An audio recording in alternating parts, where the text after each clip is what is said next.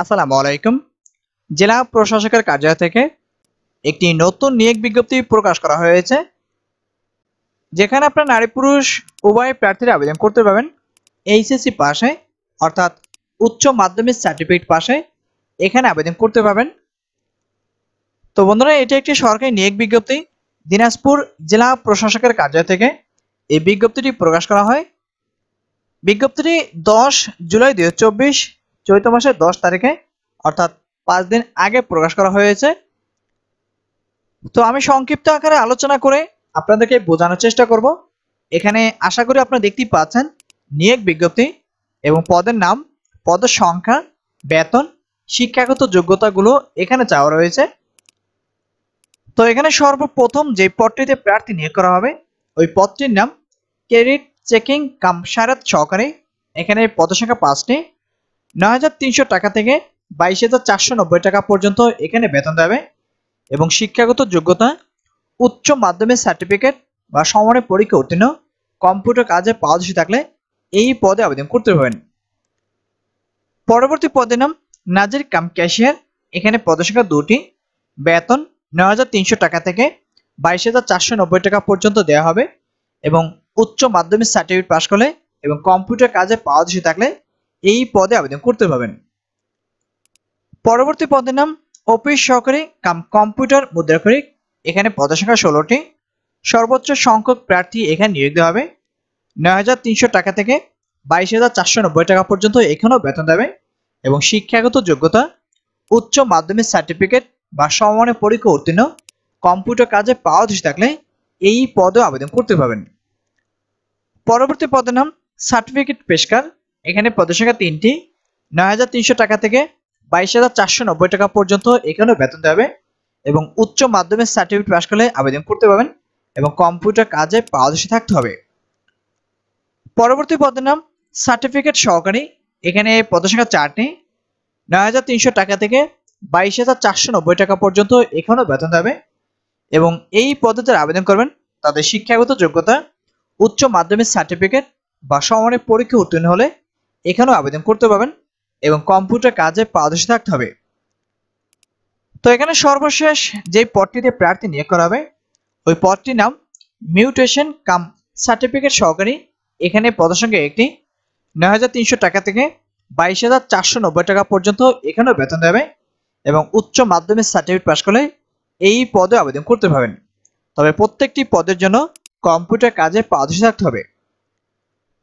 তো বন্ধুরা, এখানে মোট 6টি শাখায় প্রার্থী নিয়োগ করা হবে। 6টি শাখায় 31 জন প্রার্থীকে নিয়োগ দেওয়া হবে জেলা প্রশাসকের কার্যালয় থেকে, যে বিজ্ঞপ্তিটি প্রকাশ করেছে এখানে। তো আপনারা যারা এখানে আবেদন করবেন, এখানে আবেদন করতে কিছু শর্তাবলী প্রয়োজন। এখানে আপনারা দেখতে পাচ্ছেন প্রার্থীকে অবশ্যই বাংলাদেশের নাগরিক এবং দিনাজপুর জেলার স্থায়ী বাসিন্দা হতে হবে।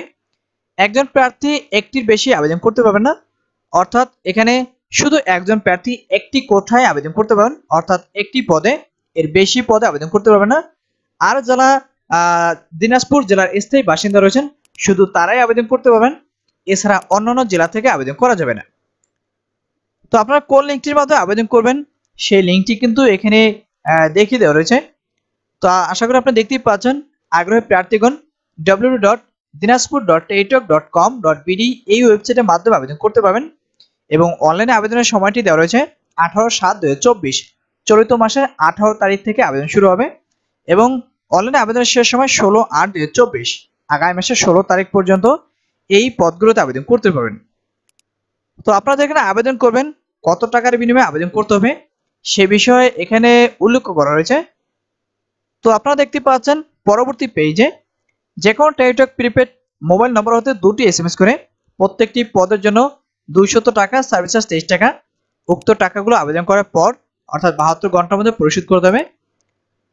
তো আবেদনকারীদের যে সকল কাগজপত্র এখানে প্রয়োজন হবে সেগুলো এখানে উল্লেখ করা রয়েছে এবং প্রার্থীদের বয়স চাওয়া রয়েছে। 18/7/2024 সালে যাদের বয়স 18 থেকে 30 বছরের মধ্যে থাকবে শুধু তারা এখানে আবেদন করতে পারবেন। মুক্তিযোদ্ধার কোটায় এবং শারীরিক প্রতিবন্ধীর কোটাতে আবেদন করবেন তাদের ক্ষেত্রে বয়স 18 থেকে 32 বছর। তো এখানে শারীরিক প্রতিবন্ধী প্রার্থীর ক্ষেত্রে বয়স সীমা 32 বছর পর্যন্ত শিথিলযোগ্য করা রয়েছে। বয়স প্রমাণের ক্ষেত্রে কোনো অ্যাফিডেভিট গ্রহণ করা হবে না।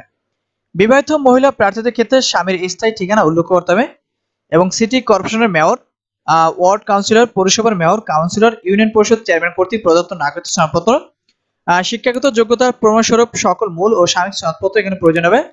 প্রথম শ্রেণীর গেজেটেড কর্মকর্তা কর্তৃক সাহিত্যিক সনদপত্র এখানে প্রয়োজন হবে এবং মুক্তিযোদ্ধা কোটায় আবেদন করবেন, শারীরিক প্রতিবন্ধী, এতিম এবং আনসারে বিডিবি কোটায় যারা আবেদন করবেন তাদের ক্ষেত্রেও কিছু কাগজপত্র এখানে প্রয়োজন হবে। তো বন্ধুরা এই ছিল মূল আলোচনা। তো এখানে আপনারা দেখতেই পাচ্ছেন শাকিল আহমেদ তার সাইনটি দেওয়া রয়েছে, জেলা প্রশাসক ও সভাপতি, জেলা বাছাই কমিটি দিনাজপুর। বিজ্ঞপ্তিটি চৈত্র মাসের 10 তারিখে অর্থাৎ 5 দিন আগে প্রকাশ করা হয়। তো বন্ধুরা আপনারা যারা জেলা প্রশাসকের কার্যালয়ে চাকরি করতে চান, এখানে শুধু দিনাজপুর জেলার স্থায়ী বাসিন্দা রয়েছেন তারা শুধু আবেদন করতে পারবেন, এছাড়া কিন্তু অন্যান্য জেলা থেকে আবেদন করা যাবে না। তো বন্ধুরা এই ছিল মূল আলোচনা দিনাজপুর জেলা প্রশাসকের কার্যালয় থেকে সর্বশেষ যে বিজ্ঞপ্তিটি প্রকাশ করেছে। আমি সংক্ষিপ্ত আকারে আলোচনা করে আপনাদেরকে বুঝিয়েছি।